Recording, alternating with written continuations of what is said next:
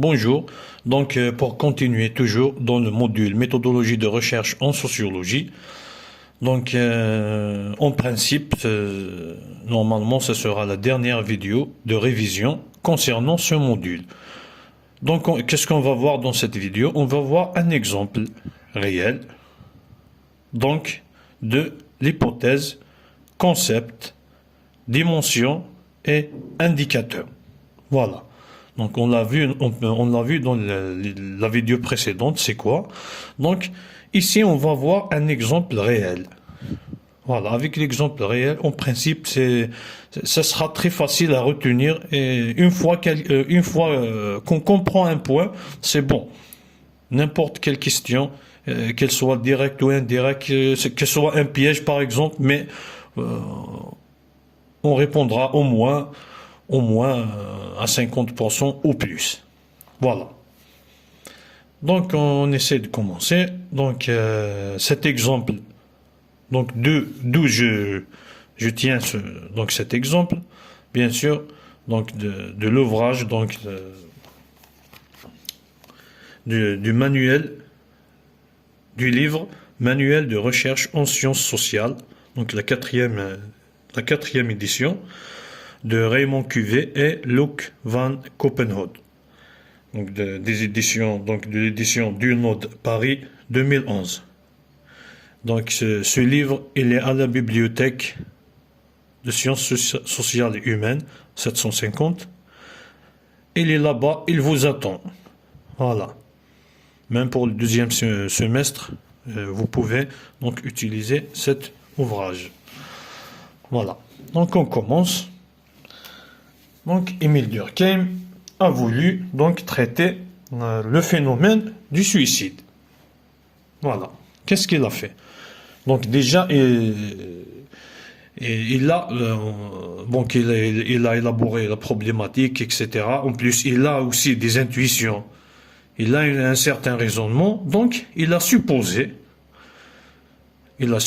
qu'il y a une relation entre le taux de suicide et la cohésion sociale. Le taux de suicide, il a supposé que le taux de suicide varie avec la variation de la cohésion sociale. La cohésion sociale, c'est quoi? C'est les liens de la société. Ou, autrement dit, dans cette hypothèse, il a supposé que quand la société a des liens forts, une cohésion sociale forte, il y aura moins de suicides. Quand la société aura une faible cohésion, où il n'y a pas de lien, où ces liens ont diminué, il n'y a pas de solidarité, etc. entre les individus, il y aura plus de cas de suicide. Ici, c'est pas une affirmation, c'est une proposition. Il suppose que il y a cette relation et c'est comme ça qu'il va. C'est à partir de là, de cette idée, de cette hypothèse, qu'il va voir. Il va voir sur le terrain, qu'est-ce qu'il va lui donner? Est-ce qu'il va confirmer cette hypothèse ou il va l'infirmer? Voilà, l'hypothèse. Voilà, l'hypothèse, c'est celle-ci. Voilà. L'hypothèse, c'est ça. D'ici jusqu'à ici. Son hypothèse est le taux de suicide d'une société est lié au degré de cohésion de cette société. Le taux de suicide, c'est c'est un concept. Pour aller tout doucement, la cohésion sociale de cette société, c'est un concept. Ici, on a ce qu'on doit retenir. Il a élaboré une hypothèse. Le taux de suicide d'une société est lié au degré de cohésion de cette société. Qu'est-ce qu'on trouve dans cette hypothèse? on trouve deux choses. Voilà. Une, c'est, pardon, le taux de suicide. Deux, c'est la cohésion sociale.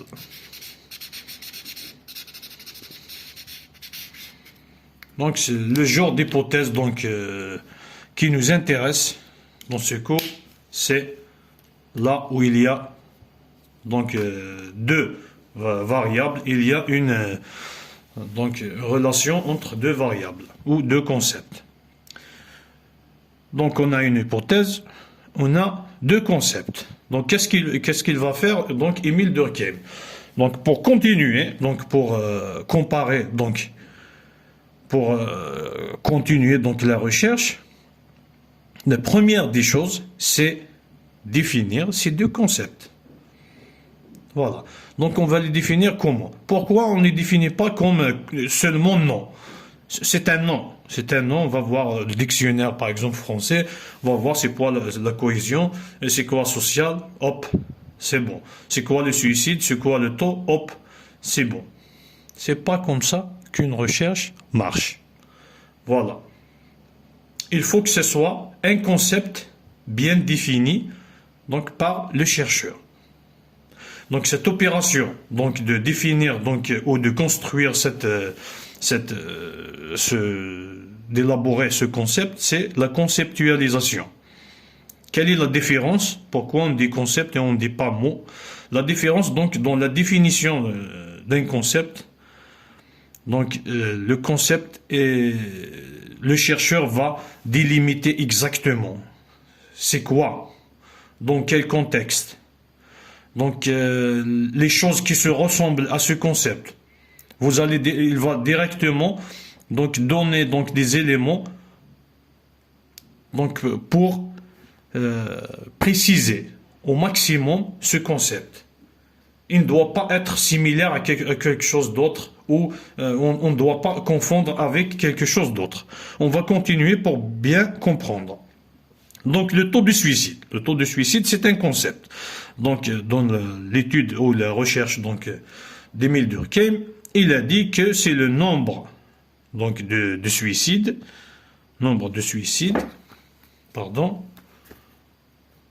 voilà, pour 1 million, ou 100 000 habitants au cours d'une année dans une région d'Europe. Il a fait cette étude dans plusieurs régions. Il ne s'est basé pas juste sur la France. Voilà. Le taux de suicide, c'est bon. Il est bien défini. On sait c'est quoi, on sait comment le calculer, etc. Ça, c'est bon. C'est terminé. On retourne au deuxième concept. C'est un concept cité dans l'hypothèse. Cette hypothèse, on doit la confronter au terrain. On va la confronter au terrain. Voilà, on a ici la cohésion sociale. Mais cette cohésion sociale est en quelque sorte floue. Comment on va savoir s'il y a une cohésion sociale ou comment on doit faire? Comment Émile Durkheim a fait? Comment le chercheur, n'importe quel chercheur, doit faire? Dans cette étape, on a un concept qui est en quelque sorte qu'on ne peut pas directement mesurer. On ne peut pas confronter au terrain directement, comme ça directement. Qu'est-ce qu'on va faire? On va faire ce qui a été cité dans notre cours de méthodologie, c'est l'opérationnalisation d'un concept. L'opérationnalisation d'un concept, c'est quoi? C'est un travail qui va se mettre, c'est des choix. Pourquoi? Pour à la fin rendre ce concept, on va trouver tous ces éléments. Pourquoi? Pour l'observer clairement et peut-être le quantifier dans le terrain. C'est ça, l'opérationnalisation d'un concept. C'est ça. Donc on doit. On va voir comment Émile Durkheim a fait et on va comprendre aussi. Donc on est dans le concept de la cohésion sociale qui se trouve dans l'hypothèse, dans son hypothèse. On a dit que c'est un concept, mais il n'est pas vraiment, on ne sait pas comment le mesurer, comment l'observer. Donc on va voir comment il a fait, donc comment Émile Durkheim a fait pour l'opérationnaliser, pour le rendre opérationnel, pour le rendre facile ou observable dans la réalité ou sur le terrain. Voilà. Donc qu'est-ce qu'il a fait? Il va chercher, et c'est ce qu'on a vu dans le cours, il va chercher donc les dimensions de ce concept. Voilà. Les dimensions. Donc, quelles sont les dimensions? Donc, dans ce livre, ils ont cité la cohésion religieuse et la cohésion familiale. Voilà. Ces deux points, c'est quoi? C'est des dimensions.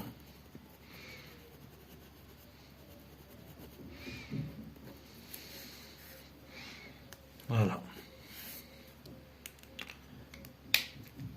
En quelque sorte, il va encore préciser comment on va reconnaître cette cohésion sociale. Donc, cohésion sociale, pardon. Donc, c'est un concept. On va chercher les dimensions. Pourquoi? Ces dimensions vont nous orienter donc à découvrir cette cohésion sociale.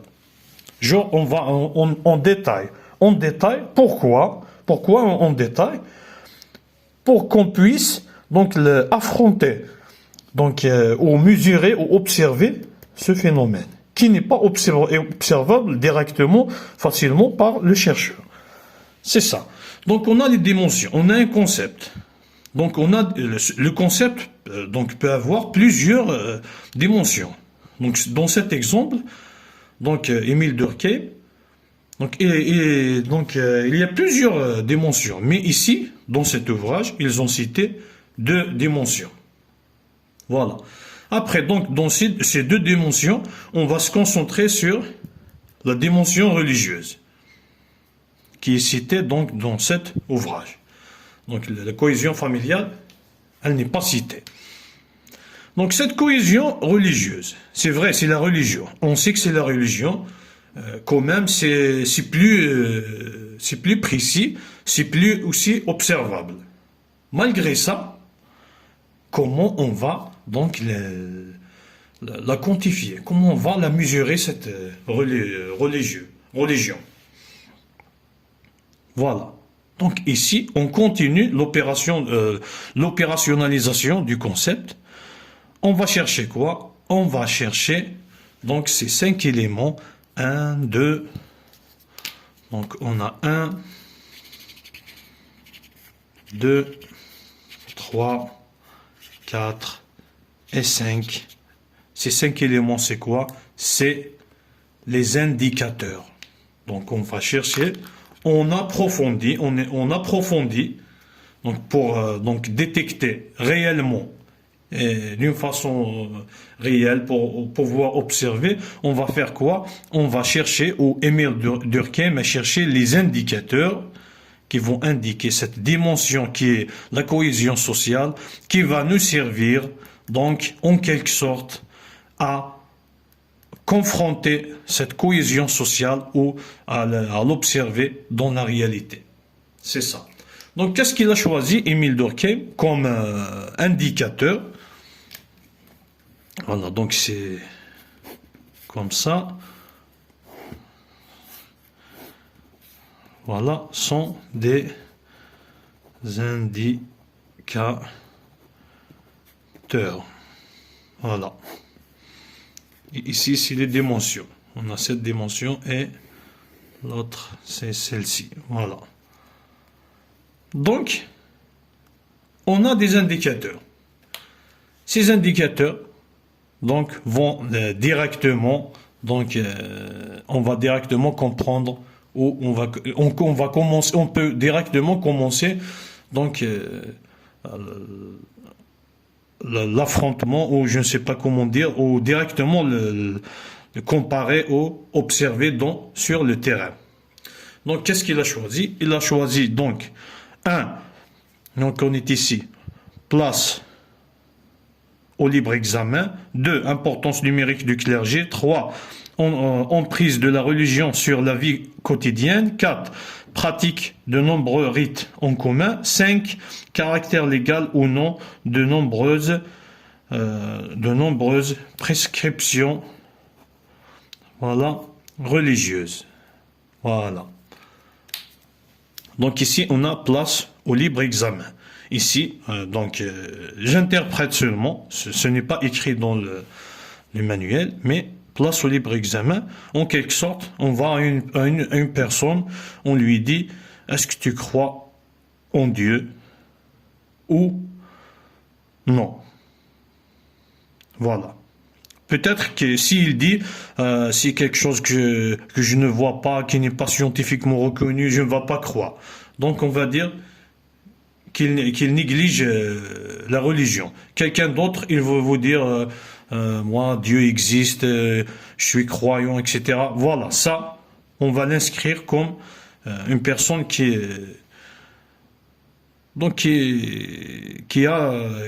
se réfère à la religion. Voilà, ça c'est à titre d'exemple. Le deuxième et troisième indice, ici, je ne les ai pas bien compris.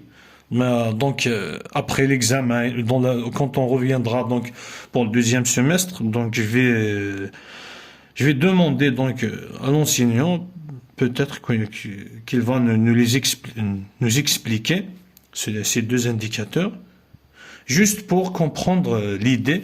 Parce que le deuxième semestre sera une suite donc de ce qu'on a eu au premier semestre.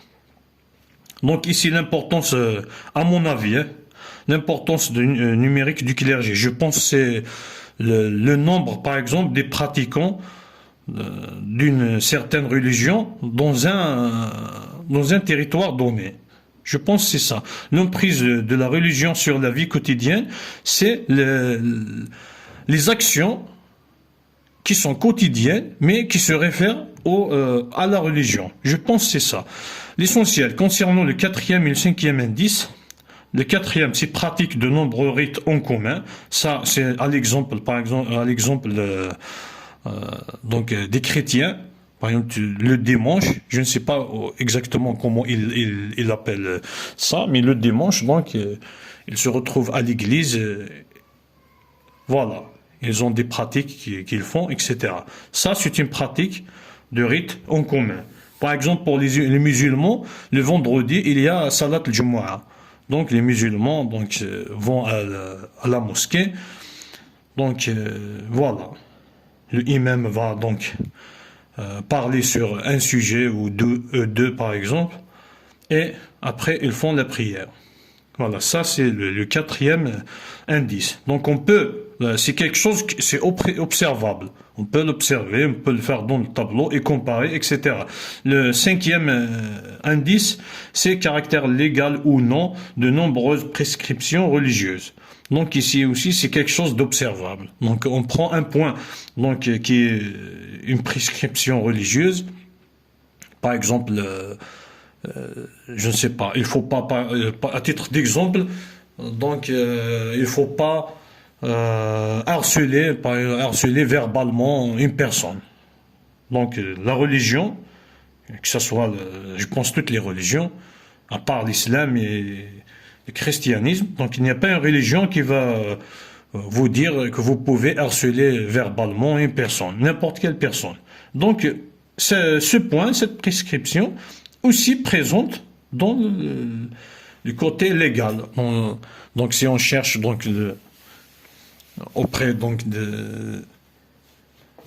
je sais pas, des institutions qui ont chargé de ça, donc je me suis perdu.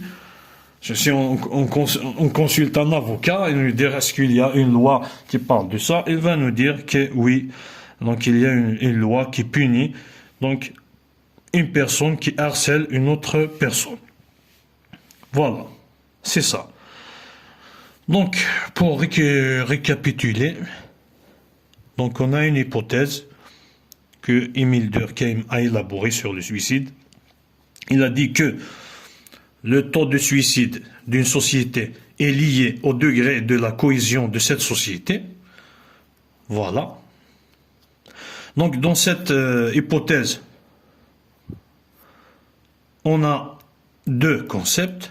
On a le taux de suicide, on a la cohésion sociale. Donc, ces deux concepts, toujours c'est obligatoirement que le chercheur donc, les définit, ou les très bien définit. Voilà. Ah, j'ai oublié une chose, voilà, j'ai oublié de mentionner que aussi Émile Durkheim, concernant le suicide, il a aussi défini le suicide. Normalement, je dois citer ça au début donc de la vidéo, mais j'ai oublié, je ne sais pas pourquoi.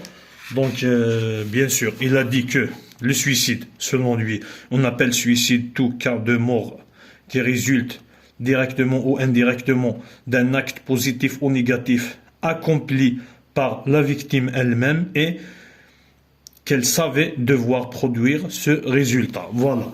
Donc, il faut bien définir tous les concepts, tout concept présent ou en relation avec la recherche doit être donc en quelque sorte très bien expliqué pour qu'il n'y ait pas de confusion.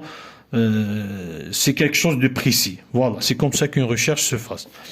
Donc, on a dit qu'il y a une hypothèse, qu'il y a deux concepts dedans. On a le taux de suicide et la cohésion sociale. Donc, le taux de suicide, on a dit, c'est un concept qui est expliqué comme nombre de suicides pour 1 million ou 100 000 habitants au cours d'une année.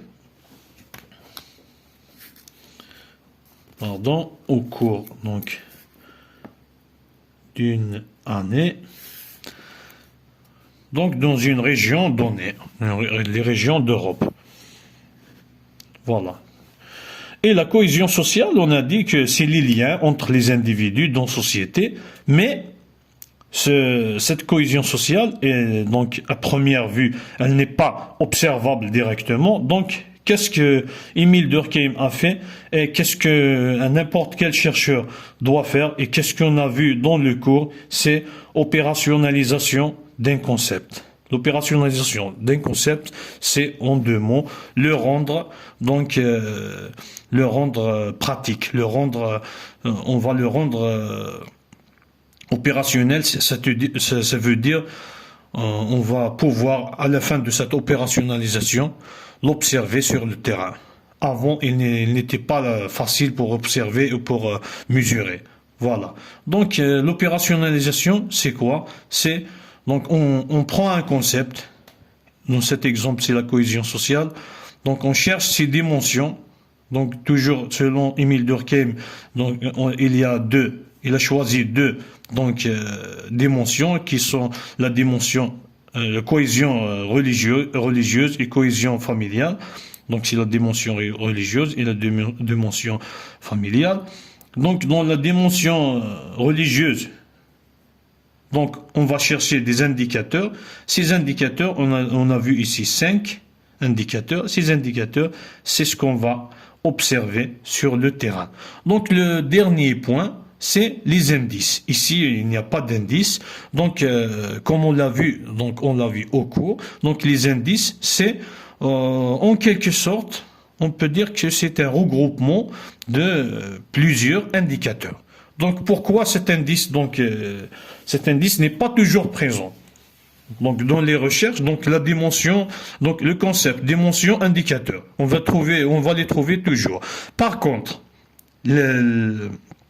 l'indice, on va pas trouver toujours. Pourquoi? Parce que chaque sujet ou chaque concept a donc en quelque sorte un caractère qui n'est pas le même. C'est pas le même caractère pour tous les concepts.